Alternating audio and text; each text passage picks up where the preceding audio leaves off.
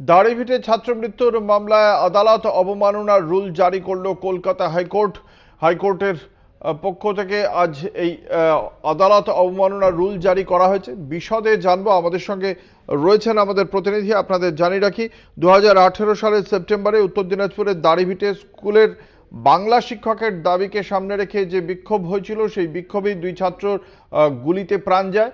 পুলিশের বিরুদ্ধে অভিযোগ উঠলেও পুলিশ সেই অভিযোগ অস্বীকার করে।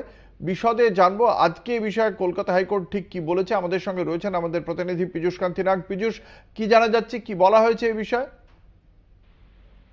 দেখো, 2018 দাড়িভিটের দুই স্কুল ছাত্রের মৃত্যুর ঘটনাকে কেন্দ্র করে কলকাতা হাইকোর্টে যে মামলা দায়ের হয়েছিল, সেই মামলায় এনআইএ তদন্তের নির্দেশ দিয়েছিলেন বিচারপতি রাজাশেখর মান্থা।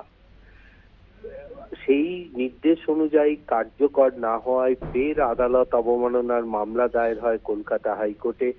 বিচারপতি সমস্ত নথি খতিয়ে দেখেন যে আদালতের রায় অনুযায়ী সেই ক্ষতিগ্রস্ত পরিবারকে যেমন ক্ষতিপূরণ দেওয়া হয়নি, পাশাপাশি দাড়িভিটের ঘটনার যে এনআইএ তদন্তের নির্দেশ জারি করা হয়েছিল এবং তদন্ত সংক্রান্ত সমস্ত নথি সিআইডি কে নির্দেশ দেওয়া হয়েছিল এনআইএ এর হাতে তুলে দেওয়ার জন্য, কিন্তু সেই নির্দেশ কার্যকর হয়নি।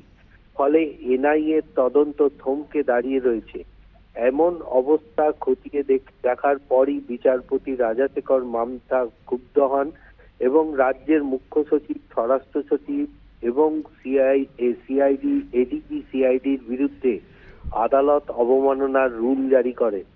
আগামী 5ই এপ্রিল এই তিনজনকে আদালতে হাজির হয়ে জানাতে হবে তাদের বিরুদ্ধে আদালত অবমাননার যে শাস্তি, সেই শাস্তি কেন বলবৎ করবে না কলকাতা হাইকোর্ট।